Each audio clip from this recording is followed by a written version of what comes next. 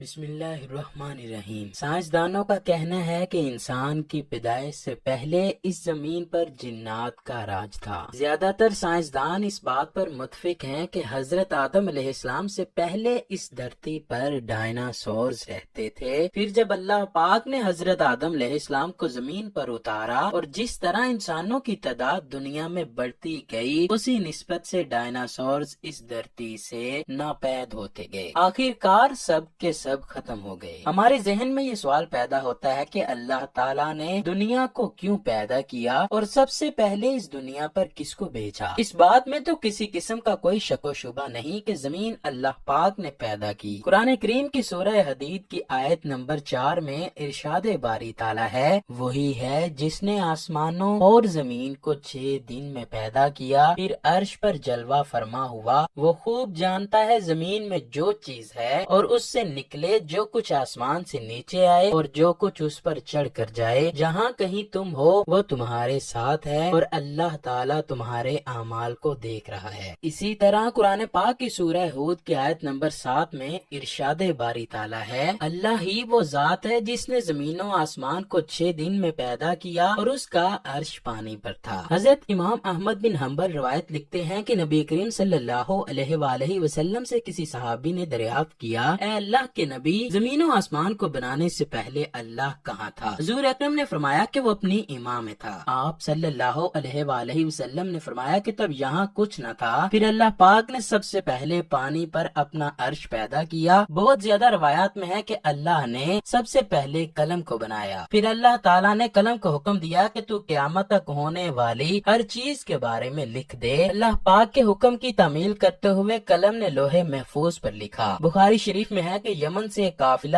آپ صلی اللہ علیہ وآلہ وسلم کے پاس آیا۔ انہوں نے کہا، اے اللہ کے نبی، ہم سب آپ کے پاس دین کی تعلیم لینے آئے ہیں۔ ہم لوگ اس سوچ میں ہیں کہ اللہ پاک نے اس زمین پر سب سے پہلے کس کو پیدا کیا؟ نبی کریم صلی اللہ علیہ وآلہ وسلم نے فرمایا کہ بس اللہ تعالیٰ تھا، اس کے علاوہ کوئی نہ تھا۔ اللہ پاک پانی پر راج کر رہا تھا، پھر اللہ تعالیٰ نے قلم کو بنایا اور اس کو حکم دیا کہ لوح محفوظ پر ہر ایک شے کو لکھ دے۔ قلم نے اللہ کے حکم کی تعمیل کی، پھر زمین و آسمان کو اللہ نے پیدا کیا، یعنی کہ سب سے پہلے پانی، اس کے بعد قلم، پھر قلم سے سب شے کو لکھ کر محفوظ کیا۔ علماء کرام فرماتے ہیں کہ قلم کے بعد لوح محفوظ کو بنایا گیا، پھر قلم نے اللہ کے حکم سے ہر شے کو لوح محفوظ پر لکھ دیا، اس کے بعد آسمان و زمین کو بنایا گیا۔ اللہ پاک نے اس ترتیب سے چیزیں پیدا کی۔ حضرت ابو ہریرہ سے مروی ہے کہ اللہ کے آخری نبی صلی اللہ علیہ وآلہ وسلم نے میرا ہاتھ پکڑ کر فرمایا کہ خدا نے ہفتے کے دن مٹی کو بنایا، زمین اور پہاڑوں کو اتوار کے دن، سوموار کے دن شجر، منگل کے دن مشکلات، بیماریاں، جراثیم اور تکلیفیں پیدا کی، بروز بدھ نور، جمعرات کو 4 پیروں والے جانداروں کو پیدا کیا، جمعۃ المبارک کو عصر اور رات کے درمیان فرشتوں، جنوں اور حضرت آدم علیہ السلام کو زمین پر اتارا گیا۔ اس حدیث سے ہمیں معلوم ہوتا ہے کہ سب سے آخر پر اللہ پاک نے انسان کو پیدا کیا۔ سب سے پہلے انسانوں میں سے اللہ پاک نے حضرت آدم علیہ السلام کو پیدا کیا۔ حضرت آدم علیہ السلام کو پیدا کرنے سے پہلے فرشتے اور جنات کو پیدا کیا گیا۔ فرشتوں کے رہنے کی جگہ آسمان ہے۔ قرآن کی سورہ شورى آیت نمبر 5 میں ہے، قریب ہے آسمان اپنے اوپر سے پھٹ جائے اور فرشتے اپنے رب کی عبادت میں مشغول ہوں گے اور زمین والوں کے لیے استغفار کر رہے ہوں گے۔ خبردار، اللہ پاک معاف کرنے والا اور رحم کرنے والا ہے۔ حضرت عائشہ رضی اللہ تعالیٰ عنہ سے مروی ہے کہ اللہ کے نبی نے فرمایا کہ فرشتوں کو نور، جنوں کو آگ اور حضرت آدم علیہ السلام کو مٹی سے پیدا کیا گیا۔ حضرت آدم سے پہلے جنوں اور فرشتوں کو پیدا کیا گیا تھا۔ قرآن کریم کی سورہ ہجر کی آیت نمبر 27 میں فرمایا جاتا ہے، اس سے پہلے جنات کو ہم نے لو والی آگ سے پیدا کیا، یعنی آگ کے شعلے سے پیدا فرمایا۔ یہ آگ کے بڑھتے ہوئے شعلے کے کنارے کو کہتے ہیں۔ جنوں کو آگ کی جڑ سے نہیں بلکہ آگ کے شعلوں کے کناروں سے پیدا کیا گیا۔ قرآن میں ابلیس شیطان کے بارے میں ہے، ابلیس شیطان نے کہا، تو نے مجھے آگ سے پیدا کیا ہے۔ ہم پہلے ہی بتا چکے ہیں کہ جنوں کو اللہ پاک نے آگ کی لو سے پیدا کیا۔ جنات کی اصلیت آگ ہی ہے۔ ابلیس کو بھی جنات کے گروہ میں پیدا کیا گیا۔ اس میں کسی کو شک نہیں ہونا چاہیے کہ ابلیس بھی آگ سے پیدا کیا گیا۔ قرآن پاک میں ہے کہ ابلیس جنوں میں سے تھا، مطلب یہ ہے کہ وہ فرشتوں میں نہیں تھا۔ امام حسن رحمت اللہ علیہ فرماتے ہیں کہ وہ ایک لمحہ بھی فرشتوں میں شامل نہیں ہوا۔ حضرت عبداللہ اور عبداللہ بن عباس رضی اللہ تعالیٰ عنہ فرماتے ہیں کہ جنات کی رہنے کی جگہ جنگل اور پہاڑ ہیں۔ اس کے 2000 سال بعد اللہ پاک نے حضرت آدم علیہ السلام اور حضرت اما حوا کو زمین پر اتارا، اس طرح انسانوں کی نسل در نسل شروع ہوئی۔ پھر اللہ پاک ایک دن قیامت برپا فرمائے گا، جس طرح یہ دنیا وجود میں آئی اسی طرح یہ ختم ہو جائے گی۔ اللہ پاک سے دعا ہے کہ وہ ہمیں مرنے سے پہلے نیک عمل کرنے کی توفیق دے اور ہمیں نبی کریم صلی اللہ علیہ وآلہ وسلم سے بے پناہ محبت عطا فرمائے۔